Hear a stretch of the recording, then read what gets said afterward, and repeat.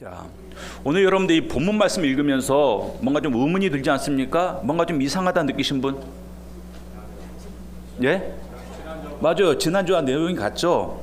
지난주와 본문 내용이 같습니다. 이건 실수로 올린 게 아니라 이 본문 안에 지난주에 못다한 그러한 교훈들이 있기 때문에 오늘 이어서 똑같은 본문을 잡고 설교를 하도록 하겠습니다.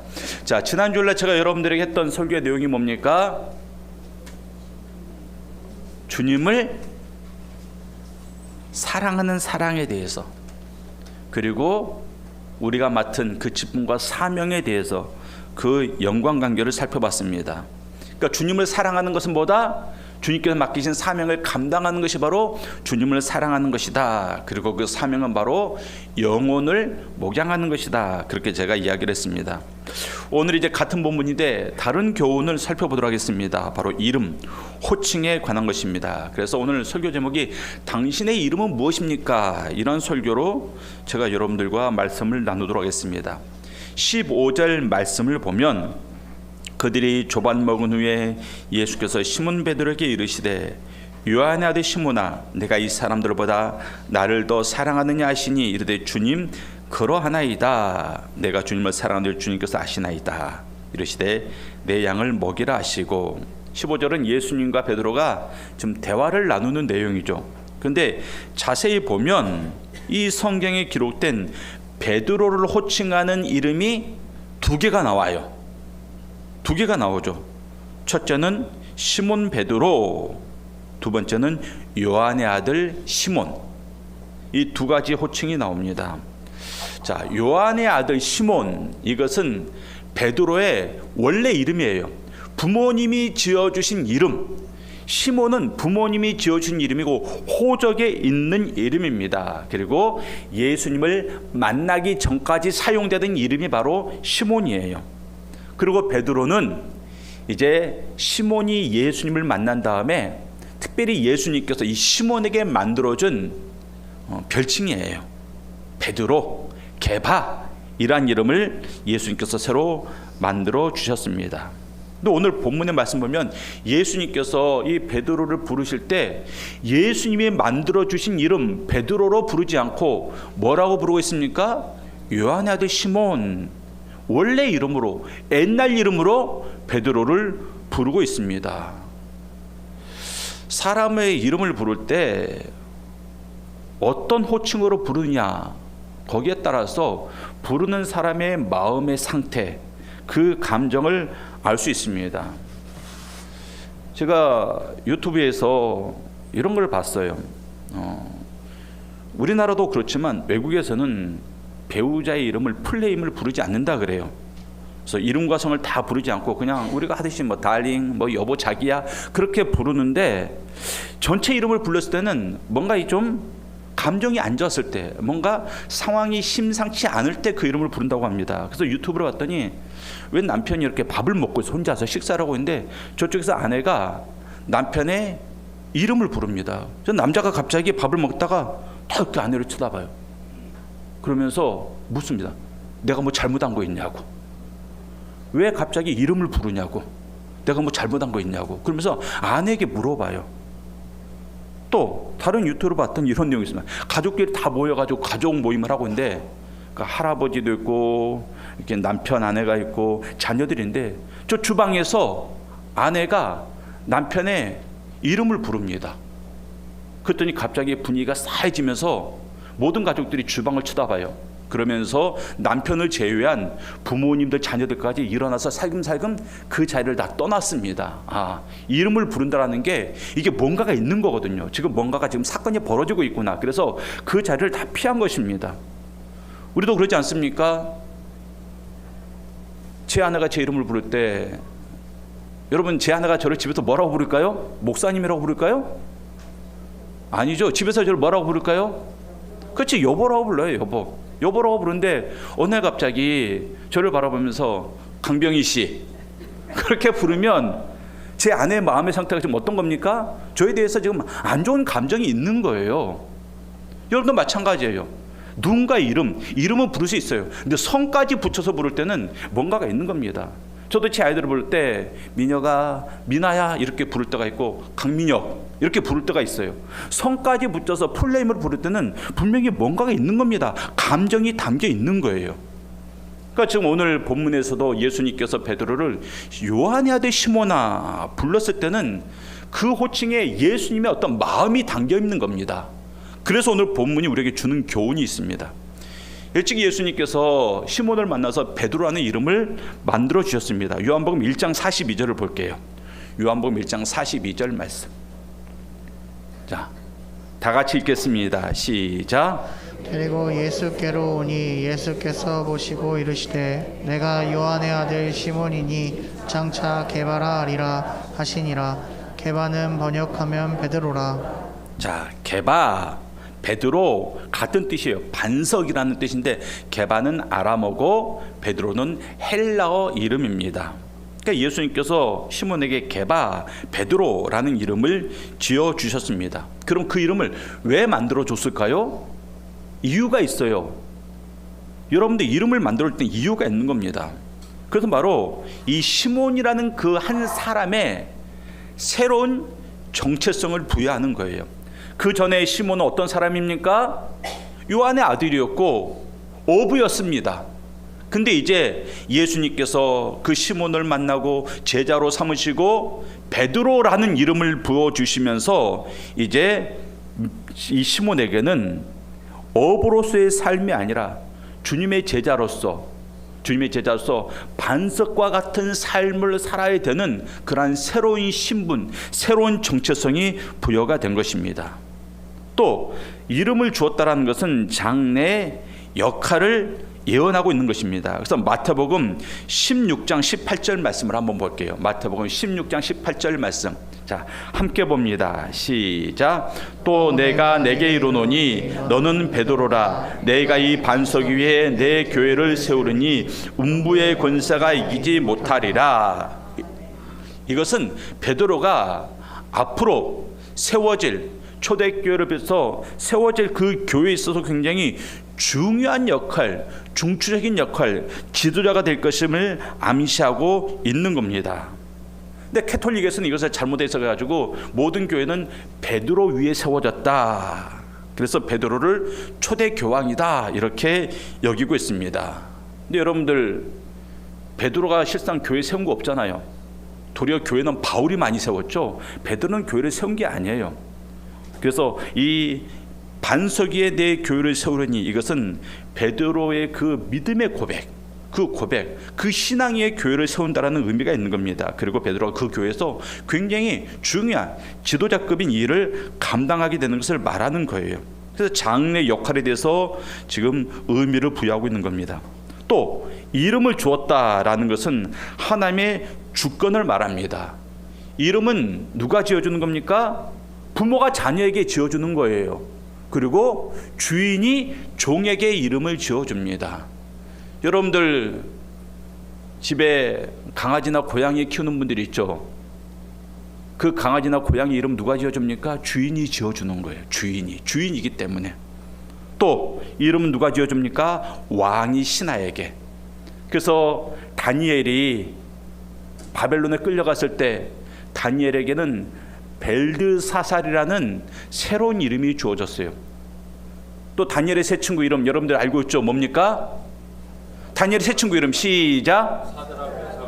그렇죠. 우리가 너무나도 익숙하게 알고 있는 사드락, 메삭, 아벳느고 그게 바로요 바벨론 이름이에요. 원래 그들의 유대식 이름은 그게 아닙니다. 하나냐, 미사엘, 아사랴예요. 하나냐, 미사엘, 아사랴인데 사드락, 메삭, 아벳느고라는 새로운 이름이 그들에게 주어진 것입니다. 다시 말해서 이름을 준다라는 것은 이름을 부여받은 사람에게 있어서 이름을 지어준 사람이 주권이 있다 이것을 말하는 거예요. 그러니까 베드로의 이름을 지어줬습니다. 그 말은 베드로의 인생은 앞으로 누구 것이다? 예수님 것이다 이것을 말하는 거예요. 왜? 예수님이 이름을 지어줬기 때문에 그래요. 모든 이름에는 가치가 있습니다. 모든 호칭에는 가치가 있어요. 그래서 여러분들 세상적으로 자기 자신이 좀 더 가치 있는 사람으로 사람들에게 불려지기를 원합니다. 사업을 하는 사람들은요, 그냥 내가 누군가에게 내 이름을 불리기보다는 사장이라는 이름, 김 사장, 이 사장 그렇게 불리기를 원합니다. 학문을 하는 사람들은 그냥 자기 이름을 불리는 것보다는 최 교수, 강 교수 그렇게 불리기를 더 원한다라는 거예요. 왜? 호칭에는 가치가 있기 때문에 그래요. 가치가 있기 때문에. 이처럼 예수님께서 베드로의 이름을 지어줬을 때 그 베드로의 이름에는 굉장히 중요한 영적인 가치가 있었습니다. 여러분들 이름도 마찬가지예요. 여러분들 부모님들이 여러분들의 이름을 지어줬을 때는 그 이름 안에 가치가 있습니다. 내 자녀가 이렇게 자랐으면 좋겠다. 내 자녀가 이러한 인생을 살았으면 좋겠다. 그런 마음을 담아서 자녀들의 이름을 짓습니다. 그래서 저도 제 아이들의 이름을 지을 때요, 여러 달 걸렸어요. 여러 달. 아이들이 뱃속에 있을 때 이름을 지었거든요. 그런데 결정을 못 해가지고 출생신고 마지막 날, 그날 넘어가면 벌금 낸다 그래가지고 마지막 날 겨우 출생신고를 했습니다. 이름을 짓는 게 그렇게 어려워. 왜? 가치를 부여하기 때문에. 물론 우리 어르신들 중에는 부모님들 이름을 막 지은 사람이 있습니다. 뭐 말자, 뭐 그렇게 막 지으신 분들이 있어요. 막 끝순이 그래가지고 이름을 막 짓는 분들도 있었지만 대부분의 이름에는 뭐가 있다고요? 가치가 있습니다. 그런데 예수님께서 이 베드로라는 이름에 가치를 부여해서 시몬에게 줬어요. 이 베드로가 어떻게 행동합니까?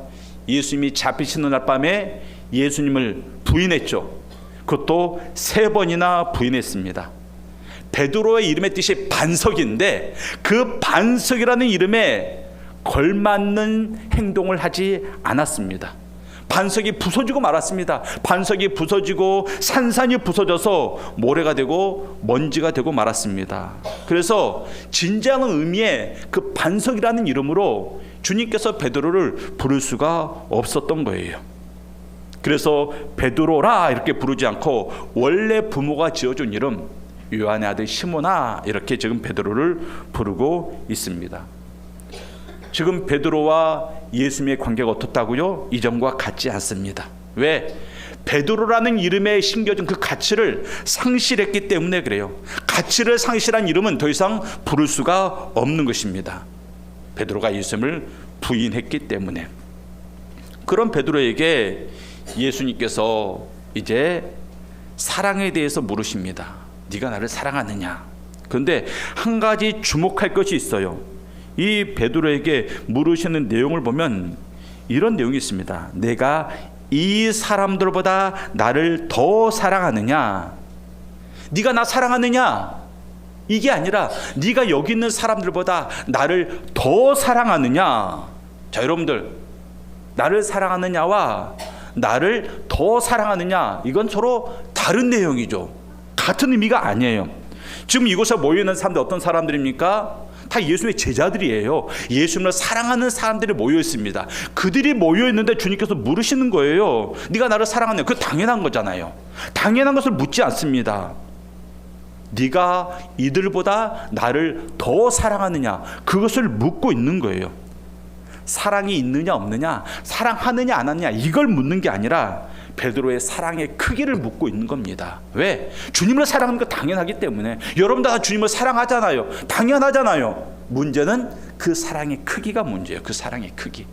그래서 지금 베드로에게 그것을 묻고 있습니다. 네가 나를 더 사랑하느냐? 여기는 모여있는 사람들이 다 예수님을 살아생전에 열심히 따랐던 사람입니다. 그럼 주님께서는 왜 이들과 베드로의 사랑을 서로 비교하고 있을까요? 왜 굳이 모든 사람들이 듣는 데서 베드로에게 네가 이들보다 나를 더 사랑하느냐 하면서 그 사랑을 비교하고 차별을 두고 있을까요? 그것은 바로 지금 베드로에게 자격을 묻는 겁니다. 너는 한때 베드로였다. 너는 한때 반석이었다. 근데 나는 너를 지금 반석이라고 부르지 않는다. 이제 내가 다시 너에게 묻는다. 너는 과연 이 반석이라는 이름을 감당할 수 있는 존재냐? 이것을 지금 묻는 거예요. 이 질문을 통해서 우리는 베드로가 다른 사람들과 다른 취급을 받고 있구나라는 것을 우리가 알게 됩니다. 이 질문을 베드로만 듣고 있는 게 아니라 그랬죠. 지금 예수님께서 같이 이 강가에서 모닥불을 피워놓고 거기에 떡을 굽고 물고기도 굽고 제자들이 모여 앉아서 아침밥을 먹으면서 식사가 끝나자마자 이것을 묻고 있는 거예요. 그러니까 다른 제자들이 다 듣고 있습니다. 근데 그 제자들 중에 그 누구도 나서서 주님, 제가 베드로보다 주님을 더 사랑하는데요? 그렇게 나서서 반문하는 사람이 한 사람도 없습니다. 예수께서 베드로에게 네가 나를 더 사랑하느냐 물어봤을 때 다른 제자들이 모두 묵묵히 그 상황을 수긍하고 인정하고 있습니다. 왜냐하면 지금 이 자리는 예수님께서 공식적으로 베드로를 제자들 가운데 수제자로서 임명하는 그러한 자리이기 때문에 그래요. 그래서 지금 다른 제자들도 그것을 알고 있었어요. 그래, 베드로가 우리의 수제자지. 우리의 수제자가 될 만한 자격이 있지. 그리고 그 마지막 관건, 네가 이들보다 나를 더 사랑하느냐, 이 질문에 답을 하고 있는 것입니다. 예수님은 지금 제자를 빼서 임직식을 하고 있습니다. 그리고 예수님이 이제 승천 이후에 이 교회를 다스리고 교회를 이끌어갈 그 리더 역할을 지금 제자에게, 베드로에게 맡기고 있는 겁니다. 예수님께서 이렇게 이런 의도를 가지고 베드로에게 물어봤을 때 베드로가 뭐라고 대답합니까? 주님, 그러하나이다. 내가 주님을 사랑하는 줄 주님께서 아시나이다. 예수께서 3번 묻고 베드로가 3번 대답을 합니다. 주께서 아시지 않습니까? 주님께서 아십니다. 저는 이 대답에서 이 베드로의 이 자신감, 이 당당함, 그리고 이 뻔뻔함을 보게 됩니다. 바로 전에 예수를 부인했으면서 지금 아주 당당하게 말하잖아요. 내가 주님을 사랑하는 건 주님께서 아시지 않습니까? 내가 뭐라고 대답하는지 이미 주님께서 내 마음을 아시지 않습니까? 이것은 베드로의 그 사랑의 확신이에요. 베드로는 진짜 그렇게 믿었습니다. 내가 주님을 사랑한다. 이들보다 내가 주님을 가장 많이 사랑한다라는 그 확신이 베드로에게 있었던 거예요. 그렇기 때문에 맞습니다. 여기 있는 제자들보다 내가 주님을 가장 많이 사랑합니다. 그것을 주님께서 아시지 않습니까? 이렇게 묻고 있는 겁니다. 너무나 당연한 것, 확실한 것, 나도 알고 있고 주님도 알고 있지 않습니까? 이것을 대답하고 있습니다. 맞아요. 베드로는 지금 이 순간 거짓말한 게 아니에요. 나의 모든 것을 알고 있는 주님 앞에서 어떻게 거짓말을 하겠습니까? 요한복음 16장에 보면 이런 표현이 있습니다. 주께서 모든 것을 아시고 또 사람의 물음을 기다리시지 않는 줄 아나이다. 제자들이 한 고백이거든요. 제자들이 이미 알고 있었어요. 주님께서 모든 것을 알고 계신다. 우리의 마음까지도 이미 꿰뚫어보고 있다라는 것을 제자들이 알고 있었습니다. 그렇기 때문에 그 능력 앞에서 감히 거짓말을 할 수 없잖아요. 금방 들통이 나는데. 그래서 베드로의 이 고백은 그 주님의 능력을 아는 상태에서 하는 고백이기 때문에 진실된 고백입니다. 베드로는 진정으로 다른 제자들보다 주님을 더 사랑했다라는 것입니다. 사랑하는 영숙교 성도님들, 여러분들도 베드로처럼 주님 앞에서 이렇게 고백할 수 있습니까? 주님이 내 마음을 모두 다 알고 있다라는 그 사실을 믿는 가운데 이런 고백을 할 수 있습니까? 제가 주님을 사랑하는 것을 주님께서 아십니다. 여러분들, 나는 당신을 사랑합니다. 이 말은 사람 앞에서 누구나 할 수 있어요.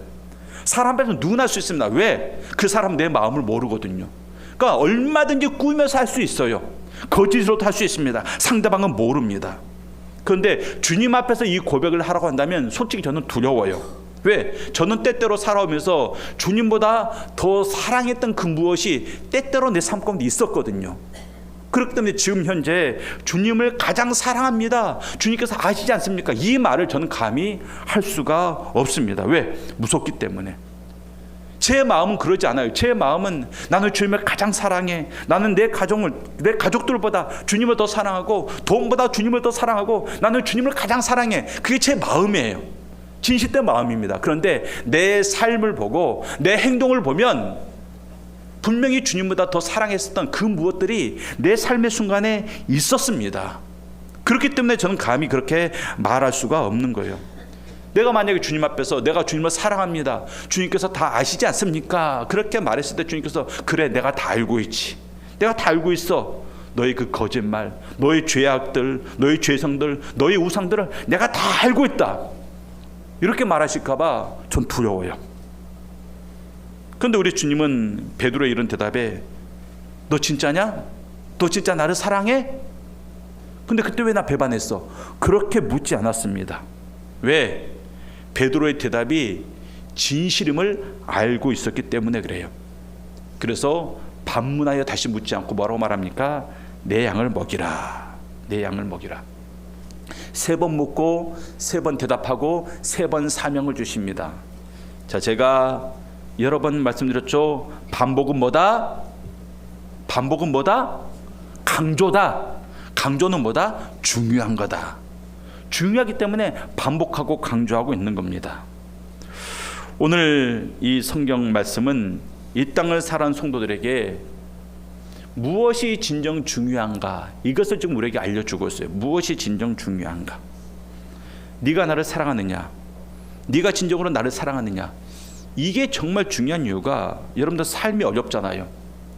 삶에 온갖 문제가 있지 않습니까?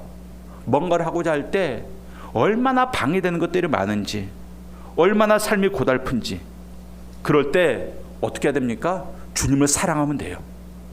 주님을 사랑하면 됩니다. 돈을 벌어야 되고 직장을 구해야 하는 것보다 주님을 먼저 사랑하면 됩니다. 그게 중요한 거예요. 그게 바로 해결입니다. 가정에 불화가 있습니까? 그러면 주님을 먼저 사랑하면 돼요. 내가 찾아가서 화해하고 용서하고 화목하기 전에 먼저 주님을 사랑하면 됩니다. 왜? 모든 문제 해결은 주님을 사랑하는 것으로부터 시작되기 때문에 그래요. 주님을 사랑하면 그 주님을 사랑하는 그 사랑이 나의 믿음을 증명합니다. 그리고 그 믿음이 역사를 일으키게 되어 있습니다. 무엇보다도 내 삶의 모든 것, 내 삶의 모든 것 전부 내 것이 아니잖아요. 다 주님께 받은 것 아니겠습니까? 그래서 우리가 주님을 사랑하면 주님께서 그것을 다 책임져 주세요.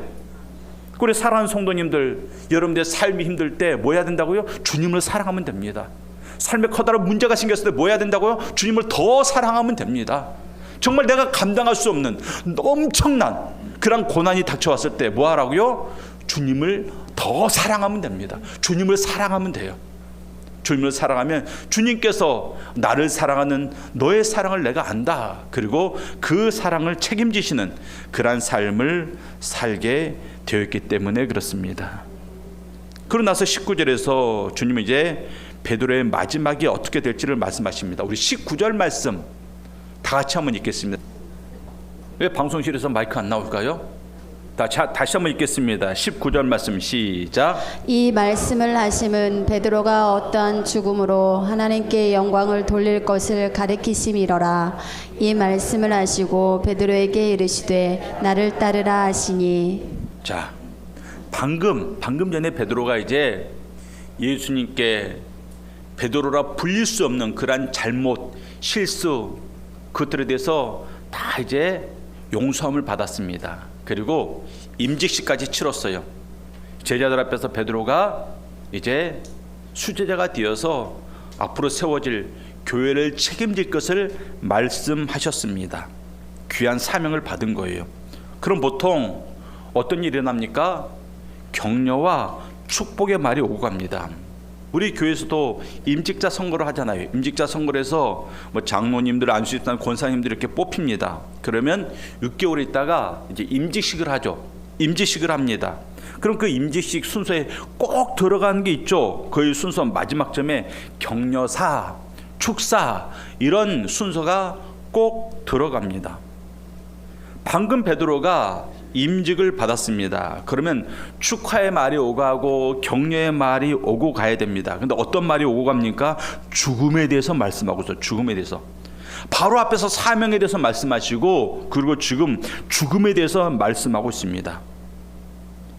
우리 같으면 베드로, 네가 앞으로 얼마나 충성스럽게 사명을 감당할지, 얼마나 큰 역사를 이루게 될지 내가 정말 기대한다.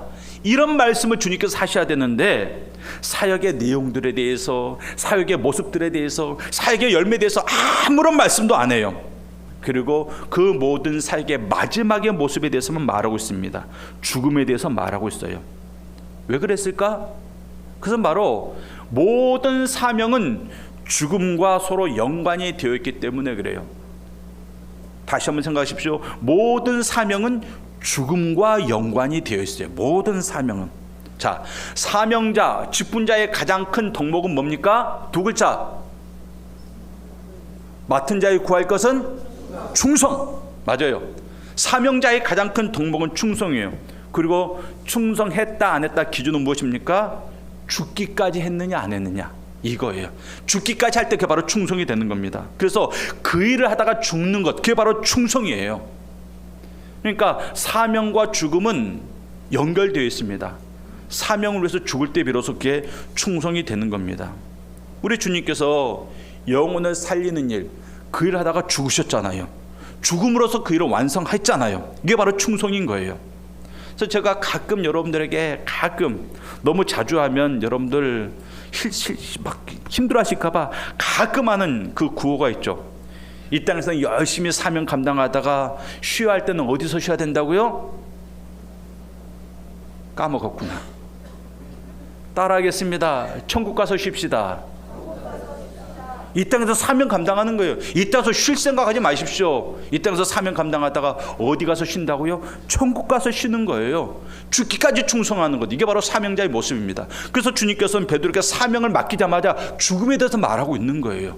왜? 사명과 죽음은 서로 연관되어 있기 때문에. 또 하나, 왜 죽음에 대해서 말씀하시는가? 사명 위에 받을 영광을 지금 말씀하고 있는 겁니다. 이 땅을 살아가는 사명자들에게는 반드시 하늘에 영광이 있습니다. 아멘 하십시오. 여러분들에게 영광이 있다는 것이에요.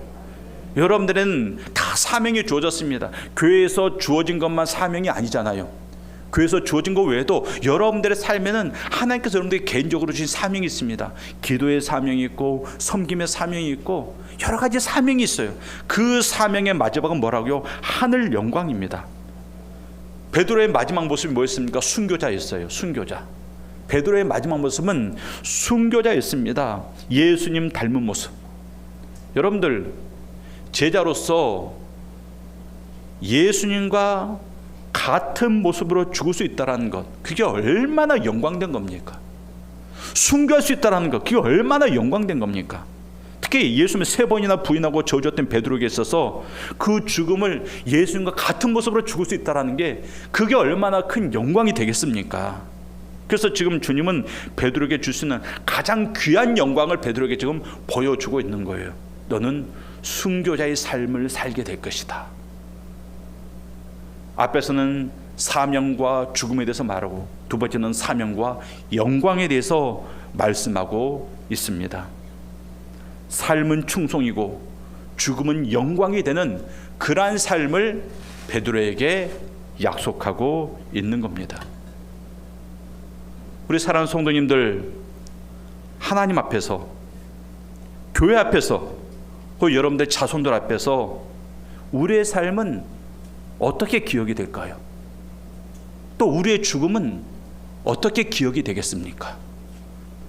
우리의 삶은 충성이고 우리의 죽음은 영광이 되는 그러한 삶과 죽음, 그러한 삶과 죽음이 우리 모든 성도님들에게 있기를 주님의 이름으로 축원합니다. 아멘.